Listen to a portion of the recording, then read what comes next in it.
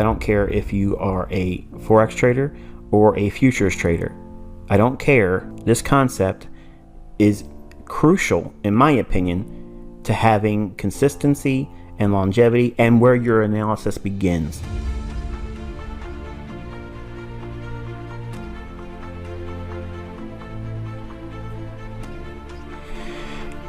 When you're first starting out, and if I were starting all over again, I would be focusing on why a market trades higher or lower.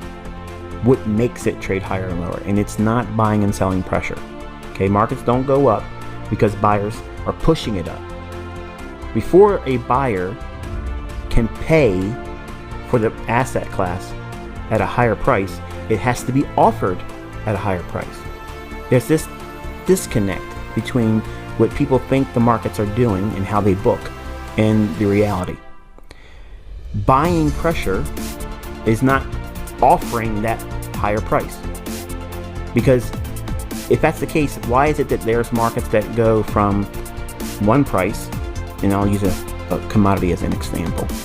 Okay, there's buying, and moves going up, and all of a sudden the market just opens up the next day, limit up. So what you're saying is everybody bought at the same time and pushed price to that opening price that doesn't go anywhere. That was the trigger for me to understand that it's not buying pressure, it's not buyers that make that price go up. It's the sellers that are offering the commodity or price on that asset. Now, if we're talking about Forex, who is the holder, producer, controller of the currency? The central bank. So prices go up because they're offered at a higher price. And there's no limit to how high that price can be offered up. It doesn't make a difference if there's a lack of buying. The market will still keep going up if they want it to go up. That's a hard thing for many traders to get it through their head, but that's exactly what goes on. It's not the buying that pushes it up there. It's the offering. Always it's the offering. And when the price goes down, it's the same thing. They keep offering it lower and lower and lower and lower. It's not the sellers that drove it down there or a lack of buyers. It's the offering of that price at that price because they wanted that price. The banks own it. It's their commodity. It's their product. So it may be in their interest for a country to have its currency devalued to a certain degree. It won't make a difference how many people come in and think it's cheap and buy it up. If they want it to go lower, it's going to go lower. And it's not because of lack of buyers or more sellers than there was buyers. It's control. They control their storehouse. Inside their storehouse, their good or product is the currency price. That's the way it is. That's market making, folks. It's not the guy that sits at a desk and deals through that specific bank or brokerage. That's a dealer. That's not a market maker. Okay? A market maker starts with the price. They control the price. They control that asset's cost and where it's going to go. Just like if you owned a shoe store, your product or commodity is the shoe. Who sets the price on that pair of shoes? You. You own the store. If you want to keep the price higher and no one's buying it and you want to keep raising the price up, what's preventing you? Nothing. You can set the price to whatever you want it to be. Why is it so hard for people to understand this? The central bank is in control, period. They don't care if you're buying the currency and they don't care if you're selling short. They're doing what they're going to do because it's their prerogative. And how's that for logic? But you have to understand what makes these markets go up and go down. They're interest rate central, and there are certain factors that push price from a monetary policy stance that is useful, but not always a panacea. It doesn't always equate just as simple as that. It's not a black and white type thing. There has to be some logic and narrative understood. So you have to go into that, and I would be spending my time, if I started all over again, I would be focusing primarily on what makes a market trade higher and lower. And actually, I'm going to teach that in this video. and you'll be studying where a market is likely to trade to. It's not important for you to know where the beginning of a move is. You just need to know that, okay, a move is underway, and where is it likely going? Because if you can figure that out, you don't need to be in at the beginning of every move. You don't need to be in at the best entry on buys or the best entry on shorts. You don't need that. But every book, every Instagram guy, every person on YouTube, and maybe, even maybe, my videos sometimes give that impression that you have to do that. No, if you are focusing on precision, then it becomes an issue where you're pursuing that. But you don't necessarily need that. I would be spending, and you should be spending, time in past price action most of the time. In other words, back testing, seeing what patterns occur on specific days of the week, how the weekly range expands up or down, and how those individual days deliver price, and work with an economic calendar to pair that idea up with the underlying narrative. And what do I mean by that? If you think that the market's primarily bullish, and you go back through the last several weeks or a couple months, and you study how price was going up on Monday, Tuesday, and Wednesday, okay? What time of day on Monday, Tuesday, and Wednesday was the best optimal trade entry forming? And which day of that week on Monday, Tuesday, or Wednesday was there a medium or high impact news event? And you'll start seeing these patterns have very similar reoccurring signatures that just keep recurring over and over and over again. That is where I would be pouring myself into to get that experience. Even though I can't technically trade those moves in the past, it gives me pseudo experience that helps me identify a pattern because of multiple times throughout my study time, whether it be an hour each day or 2 hours a day, you know, in the evening time after you come home from work or after school or whatever. You pour through a chart and you really study it well. Now, if you're doing back testing, you can do as many markets as you want because you're just back testing. But you want to pour yourself into that, looking for reoccurring patterns. And what it does is it trains your brain to see these things as an example.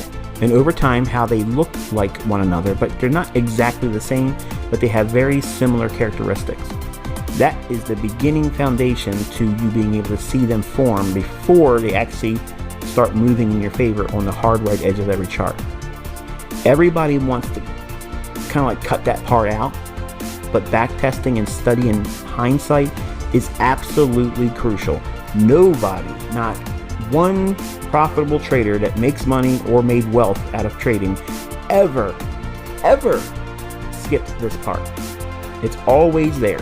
That characteristic is synonymous with a successful, consistently profitable trader. I would start a study journal, which would be very easy because I've been journaling since I was a teenager. So I would keep a study journal and record your observations. And much like what I just said here in the number 3 bullet point was in past price action, I would be recording examples of my observations and how often a specific phenomenon repeats. Try to keep your study as simplified as possible. Try not to have too many moving parts. Now, obviously, if you come to my YouTube channel, it looks like I have 1,000 different things, and I have a myriad different ways of going through and looking for this pattern and this approach. And you don't need every one of the things that I teach. You just need one of them. And you want to try to keep it very simple. Learn when markets are likely to behave a certain way. Now, what do I mean by that? Well, there's a phenomenon called seasonal tendencies, okay? And I wasn't aware of what that was until I got exposed to it through Larry Williams' course. It's on 4 VHS tapes, and you've probably heard me talk about it many times if you're a constant reader or viewer of my YouTube channel. It's the Future Millionaire's Confidential Trading Course by Larry Williams. And he introduced the idea of seasonal tendencies, and he mentioned his longtime friend Jake Bernstein, and I have purchased and used everything from Jake Bernstein and lost money every single time. So that is not a guy you want to go to for seasonal tendencies. No offense intended, but just avoid that, okay?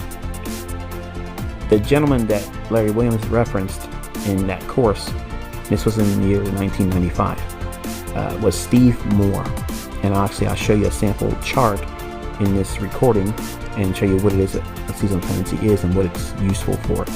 And I'll show you how to get in touch with him so that way you can subscribe to his service. I do not get anything for it, so this is not a product placement. I'm not getting money from anybody subscribing. He doesn't even know who I am. I've never made any reference to, hey, I'm going to advertise your stuff. He has no idea I'm even mentioning him in this video. There is no affiliation, none whatsoever, okay? I'm only telling you what I have faith in that has served me well since 1995. These seasonal tendencies are highly, highly influential in my decision making. And I think you'll see why as we go forward. I would be, and I suggest that you also, to be a specialist. A single market or two at most. When I was a 20-year-old, I was trading commodities and I wanted to be in every possible commodity there was. And I didn't have a big account, but there was mid-am contracts, which is like a mini of a full commodity account. For instance, if you were trading soybeans, okay, or corn or wheat, they traded in 5,000 bushel contracts. And you can do mid-ams, which were like 1,000 bushels. And it was 1/4 of the margin that was required, or there, real close to it. And I was trying to be in every possible move there was. And my attention was so diluted by looking at multiple things, I found that I ended up getting scared of being in the moves. Like, I didn't want to be in the moves. Even if I was seeing the moves moving in my favor, I just couldn't stand the pressure of being able to be babysitting all of these moves. So I learned through hardship to be a specialist. I focused primarily on the S&P, and I focused on the bond market. Those two markets were my pets. Just like today, it is the British pound versus US dollar and Euro USD. Those are my two primary markets. I can find a move every single week in one or the other of that pair, and that's all I'm concerned about. I'm not trying to trade every single day, even though I can trade every day. I don't want to trade every day, and I want to be a specialist. That means I'm looking for a specific move within a framework on a particular day that there's likely a move going to happen because of volatility, which would be associated with the economic calendar, having a medium impact or high impact news event that's central to that currency. So if I know that there's going to be a medium impact or high impact news event on Tuesday for Euro or in Germany, then it's also during the New York session between, say, 8:30 in the morning until 11 o'clock in the morning New York local time, then I know that there is something that I want to be focusing my attention on. And that's the only market I'm concerned about. I don't care what the S&P's doing today. I don't care what gold's doing. I don't care what crypto's doing. I'm focusing on that particular market. I'm a specialist. There's an opportunity making itself available, and I want to be there present and not have my attention diluted because I'm doing other things in other markets. I don't care about all those other things. I want something that is as sure as I possibly can be. Is it likely to be high probability? That's what I'm looking for. And I want as many things in my favor to do that. And that's a specialist. One market or two that's closely correlated. And that way you are limiting your focus there. You're controlling your attention. Remember the first thing I talked about in the beginning of this video? That is an important thing. You're not being distracted with other things. You don't care what everybody else is doing. You're not even going to know what everybody else is doing because you're not on social media. You're not in these chat rooms. You're not in telegrams. You're not in there, holding your hands out hoping that someone spoon feeds you something. You're focusing on your task, your development. Because everyone else, and me too, I can't get you to that next level without you putting your focus and your effort in what it is that you're trying to do. And if you ask other people, if you're spending time looking at what everybody else is doing, that's time that you should be taking and applying it to your back testing and your personal development. You're cheating yourself. You're stealing from your future self. Every single time you give your attention or your time worship on someone else on Instagram, someone else on YouTube, even me, you should budget your time. Watch a video at most 1 or 2 a day or every other day, and Don't binge watch. Even though you might be fascinated as a young person, not necessarily an older person too. I mean, you can come here and fall into a real deep rabbit hole and go through all kinds of videos and learn a lot, but not retain a lot. So you have to budget that. But be a specialist. Go in, pick a series in this YouTube channel and go through it. Make a plan that, okay, this video series has 8 videos or whatever. I'm going to do one every other day. I'm going to take notes and I'm going to really think about what it is that I've learned. And you're being a specialist. You're focusing with a intended result in mind, but you're not expecting it to come real quick. You're not expecting it to be easy, and you're not expecting it to entice you to go out there and trade 28 pairs in the Forex market because you just watched the video.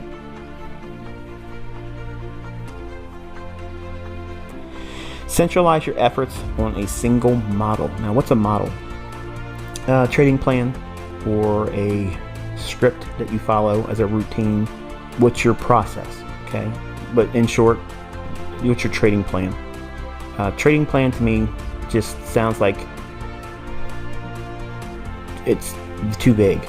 You know, everybody has a trading plan until the market hour starts and then they abandon it. I have a model. I have multiple trading models.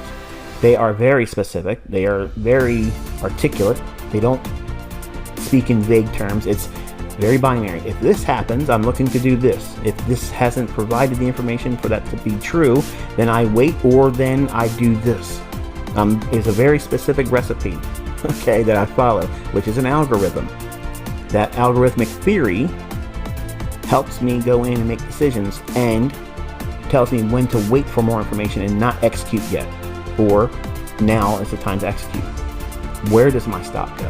When do I move my stop? When do I take partials? That's your model, okay? But you should be centralizing all of your efforts initially with framing one simple, single model. One approach, not an approach that catches every move that doesn't exist. I don't have one model that catches everything.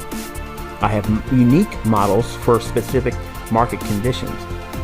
So while it's probably not beneficial for you to think that way, but I want to make a distinction between having the expectation as a young person coming into this industry where you think, well, I'm going to have this fishing net approach where I'll just cast a net and I'll catch everything. You know, that's foolishness. You can't do that, okay? And I'm not saying you can't do that so you can feel challenged and, well, I'm going to prove ICT wrong, because that was the mindset I had when I was younger. I was seeing my own failures trying to do that, and I would tell myself while I was at work, man, I'm not going to fail at this. I'm going to do it, and I'm going to do it even more. And I wasted money, wasted time, and drove myself nuts. Centralize your efforts on doing one thing. Now, what's the one thing? What's the suggested single model? The optimal trade entry that I teach you on this channel. It's a very simple pattern. It repeats multiple times every single week. In every single market, it occurs. There isn't a market out there that you cannot find this pattern forming at least one time each week when it's highly probable to form. You can't ask for anything better than that. It's simply one of the most easy approaches to trading there is. Develop a framework for a market based on high time frame bias. Now, what does that mean? Daily chart, weekly chart, something to that effect. Nothing less than a 4-hour. Okay, and I'm not really trying to entice you to look below the daily chart, but if you do, nothing less than a 4 hours perspective. So whatever you think the market's likely to do, whether it be bullish or bearish, on a 4-hour or daily preferably, that is the framework you should be focusing on. So all your trades should be formed on what that daily chart, and if it needs to be referred to on the 4-hour chart,